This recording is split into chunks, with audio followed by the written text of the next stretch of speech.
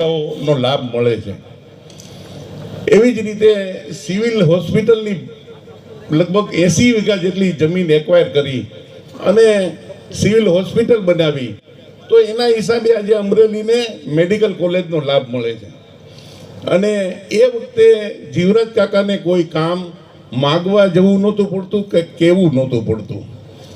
તો એ વખતે તો મારો જન્મે નહીં, પણ 60 વર્ષ પછી આપણે એ જીવરાજ કાકાની યાદ અપાવે એવો ધારાસભ્ય, એવો મંત્રી આપને પહેલી વાર મળ્યો છે કે વણ માયગા કામ લાવે છે।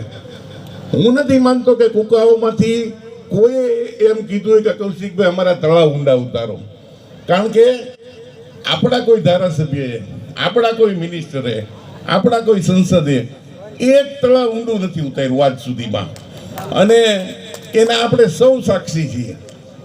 ભૂતકાળમાં ગુજરાત સરકાર જીએલડીસી વિભાગ ચલાવતું, એ જીએલડીસી વિભાગનું કામ જ તળાવો ઊંડા કરવાનું હોય। તો જ્યારે જીએલડીસી વિભાગ હતો ત્યારે આપણા કોઈ નેતાએ એક તળાવ ઊંડું નથી ઉતાર્યું, તો અત્યારે સરકારે જીએલડીસી વિભાગ બંધ કરી દીધો છે। અને કૌશિકભાઈ જે ખાતાના મંત્રી છે એ પીજીવીસીએલના CSR ફંડમાંથી અને પેટ્રોકેમિકલના CSR ફંડમાંથી આ તળાવ ઊંડાનું કામ કરે છે। તો આજ સુધી અમરેલી ક્યારેય મિનિસ્ટર વિહોણું રહ્યું નથી, તો આજ સુધીના મિનિસ્ટરોએ આ CSR ફંડ વાપર્યું ક્યાં? કે CSR ફંડ એટલે તમારી પોતાની કોઈ પ્રાઇવેટ કંપની હોય કે ગવર્મેન્ટની હોય, એના નફાના 2% એને આવા ધર્મદારના ટ્રસ્ટો માટે કામમાં પૈસા વાપરવા પડે। તો કૌશિકભાઈ તો મિનિસ્ટર એને પહેલી જ વાર આવ્યા છે ભાઈ, અને 45 ગામના ઐતિહાસિક જો આ કાર્યક્રમ હોય, એક સાથે તળાવ ઊંડા ઉતારવાના હોય, કદાચ આ રાજ્યમાં પહેલો કાર્યક્રમ હશે। તો આવો માણસ આપને મળ્યો છે વર્ષો પછી, તો આને જાળવી રાખજો। અને ટાણું આવી 5 વર્ષ કામ કરશે, તમારે એક દી જ ધ્યાન રાખવાનું છે, તેથી ધક્કા ન ખવડાવતા।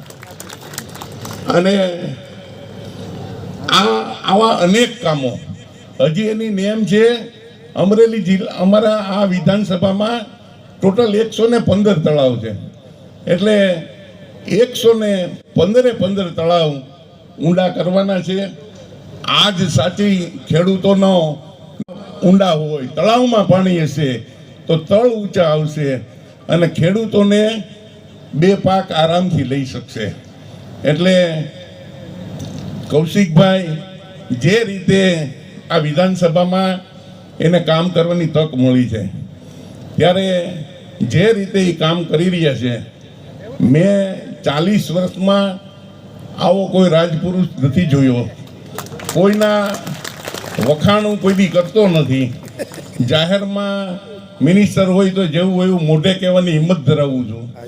આ પહેલી વાર આ માણસને એટલે વખાણ કરવું જોઈએ કે વખાણ કરવા જેવો માણસ જ હવે આવ્યો છે। અત્યાર સુધી તો આપણા ચંપલા ઘણાઈ ગયા કામ કરવામાં, તો કામ નહોતા થતા। એટલે આ માણસ CSR ફંડ એટલે શું એ લોકોને આપને ખબર પડી। એવી જ રીતે DMF, ડિસ્ટ્રિક્ટ મિનરલ ફાઉન્ડેશન, જે જિલ્લાની ખાણ ખનીજ વિભાગની રોયલ્ટી હોય, એ રોયલ્ટી કલેક્ટર વિભાગમાં જમા થાય અને વર્ષમાં એકવાર મિટિંગ થાય કલેક્ટરના અધ્યક્ષ સ્થાને, અને ધારાસભ્યો અને સંસદ સભ્યો કહીને આ ગ્રાન્ટ ફાળવવાની હોય। 2016થી આ સ્કીમ અમલમાં આવી, તો 10 વર્ષમાં આપણા કોઈ ધારાસભ્યએ, આપણા કોઈ સંસદ સભ્યએ આવી ગ્રાન્ટ ક્યાંય કોઈને આપી હોય તો એક દાખલો બતાવજો મને। આ તમારા કુકાવ તાલુકામાં અનેક ગામોમાં 10 લાખથી 1 કરોડ સુધીની ગ્રાન્ટ આ કૌશિકભાઈ વેકરિયાએ આપી છે। એટલે આ DMFની ગ્રાન્ટ પણ ખુલ્લી કરવાનું કામ એણે કર્યું છે। આજ સુધી તો લોકો ક્યાં વાપરતા છે એને ખબર।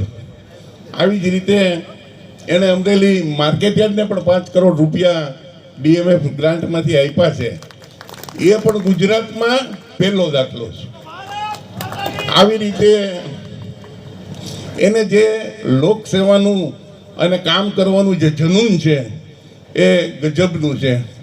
તો આવો માણસ આપણે આટલા વર્ષો પછી મેળવવો હોય તો આપણે એના સહકારમાં ઊભા રહીએ અને એને જાળવી રાખવો ખૂબ જરૂરી છે. કારણ કે એની પાસે કામ લાવો, બીજી કોઈ વાત જ નહીં. અને અમરેલી જિલ્લાના તો લોકો આવે, કારણ કે મારે માર્કેટયાર્ડની ઓફિસ ને એની ઓફિસ બાજુમાં જ છે. અનેક જિલ્લામાંથી લોકો કામ લઈને આવે છે. તો કામ થતું હશે તો આવતા હશે. પછી ઘણીવાર એના કાર્યાલયે જાઓ તો કામ લઈને આવવાવાળા કરતાં કામ થઈ ગયું છે એવું કહેવા માટે લોકો આવે છે. એટલે ખૂબ એની વાતનો મને આનંદ છે કે આ માણસને જે કામ સોંપો, વિઝનરી માણસ છે, સાચો વિકાસ પુરુષી છે, સાચો લોકસેવકી છે અને સાચો નેતા આપને મળ્યો છે. તો આને આપણે ઘરેણાની જેમ હાચવી રાખજો. આટલું કંઈક મારી વાત પૂરી કરું છું. બીજું, આપ સૌને આજે સાથે સાથે એક આમંત્રણ આપી દઉં કે આગામી 22 તારીખે રવિવારે સવારે 10 વાગે આપણા માર્કેટયાર્ડમાં મુખ્યમંત્રી શ્રી આવવાના હોય અને જે આખા ગુજરાતનો સૌથી વિશાળ શેડ 2 લાખ ચોરસ ફૂટનો એટલે કે 8 વીઘાનો એક સિંગલ શેડ બનાવ્યો છે. એ શેડના લોકાર્પણ કાર્યક્રમમાં અને જિલ્લાના લગભગ 601 જેટલા લોકાર્પણના કાર્યક્રમ છે. તો મુખ્યમંત્રી શ્રી આવવાના હોય અને સવારે 9:30 સુધીમાં આપ સૌ ઉપસ્થિત રહેજો એટલી આપ સૌને વિનંતી. ખૂબ ખૂબ